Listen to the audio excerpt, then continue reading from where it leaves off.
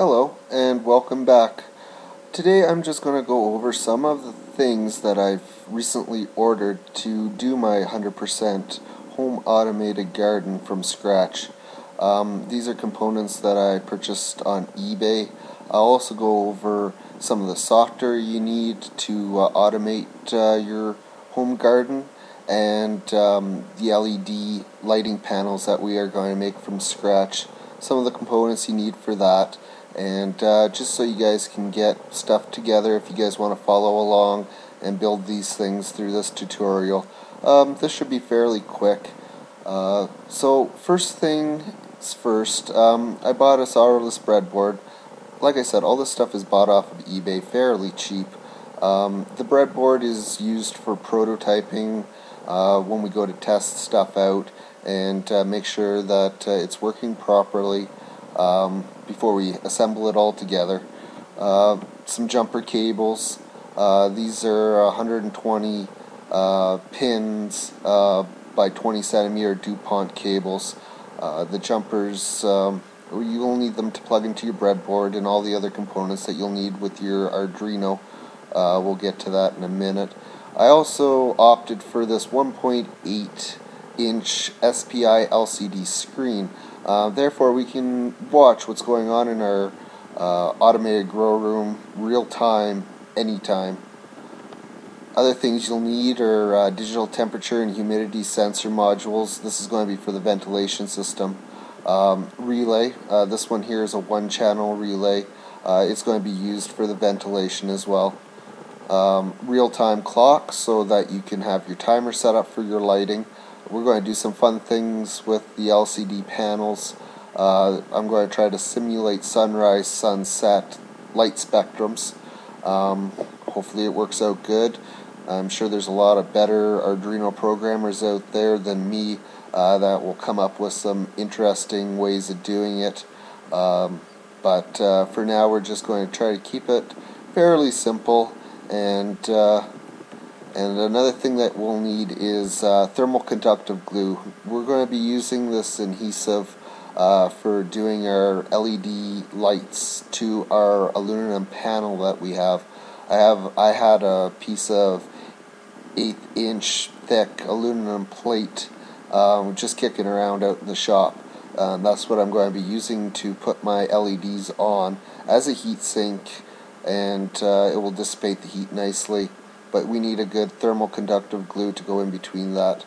Like I said before, we're going to have automation, and this is a microcontroller. It's a Mega Arduino compatible board, 2560.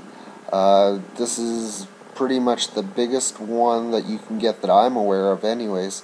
It has many input-output pins, and it's open source programming. There's lots of guides out there how to program it. Jeremy Blun actually has a YouTube channel that I watched all his videos. He does an excellent job in explaining programming the Arduino to do different functions. It is really neat device that is going to control this whole thing. And like I said, this stuff is fairly cheap. This one here I bought for $14.23 Canadian, and the shipping was free. Also, we're going to do for our automated watering system that's going to be in here is going to be a 5-piece soil hydrometer detection module, which will also go into this Arduino board.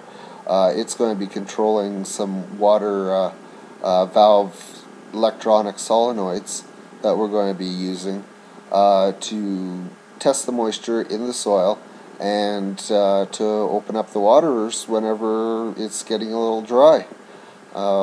Another thing that we're going to be using is relays. This one here is a 4-channel relay. I'm using this particular relay on my LED lighting panel.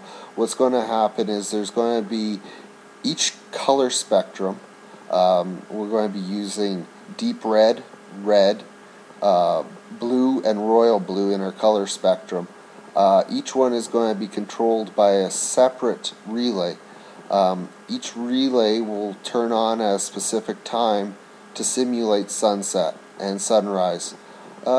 So, for instance, at 6 o'clock in the morning, the red will come on, or the deep red will come on. At 6:15, one channel of the blue will come on. At 6:30, the other royal blue will come on. And then at 7 o'clock in the morning, everything will be on. This is just my idea for simulating sunrise and sunset. I know that there's other ways of doing it. You can use PWM and have it dimming so that it will come on at a certain intensity and increase throughout the day.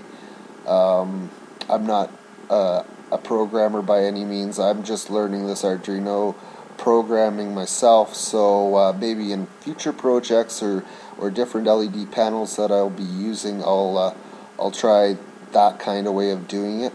But for now, I think this will keep it simple, and the program for it is fairly simple. The other thing that we have are my LEDs. I got these. Let's see here. I ordered 10 pieces of the deep red. I ordered 10 pieces of the royal blue.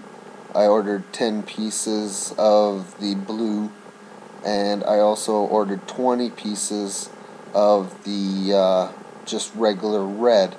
So my idea behind that is for every deep red, blue, and royal blue, I'll have 2 regular red spectrums.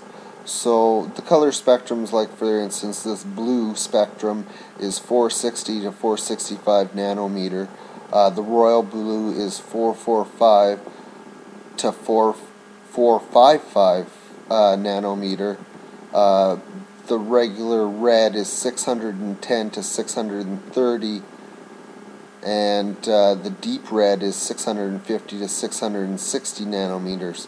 Now, I've been doing a lot of research on these lighting panels, and I've been researching it for over a year and what plants need, and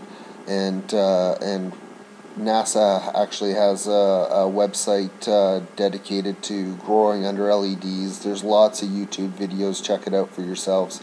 But my understanding, and correct me if I'm wrong, is plants need 2 main spectrums of light to grow, and one would be the red and one would be the blue spectrum. And in between these spectrums, you go from deep red to red and then deep blue to blue. So once again, my understanding of from the research I have done is that the red is mainly for fruit production. So whenever you're growing your broccoli, for instance, or your cucumber, to make the cucumber, it requires light in the red spectrum. To grow your plant, just the vegetative state, it uses the blue spectrum. When you're low in blue, you'll tend to have a plant that is spindly and grows towards the light. Because this is an indoor garden, I want to get as much yield out of my plants without as much vegetative state. That will save space in my grow room, because it's not going to be a huge grow room by any means. So that's why I decided to use this ratio of color for my indoor grow room. As components come in, I will I'll start by doing the LED grow panel. Just for the simple fact, I probably should start with building the grow room itself, but I don't have the lumber yet all gathered up to start building that. But that will be in future shows. What I'll do is I'll build the panel, the hardware, and then we'll go into individually programming of the Arduino. We'll split it up into separate sections, and for instance, we'll first go through the LED lighting. We'll program the Arduino to control it, and then we'll go on to another section of the grow room, such as ventilation.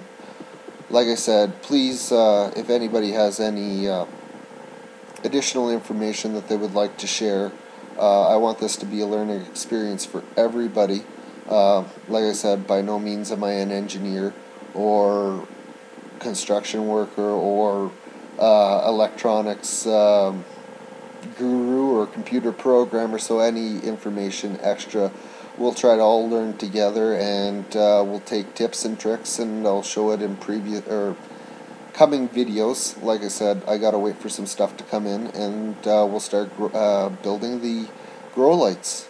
So please stay tuned, like, and comment below.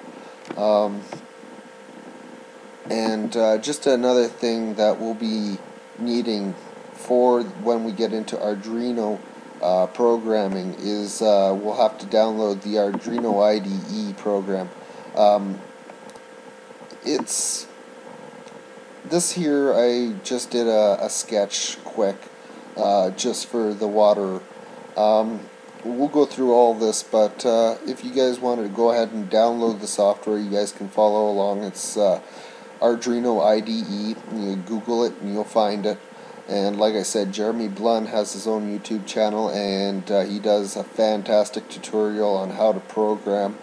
Also, if anybody wants, I can send them off a copy of the programming that I have already done, and you guys can tweak it or change whatever you want. Anyways, everybody stay tuned, and we'll get through this together, and like and comment below. Thank you.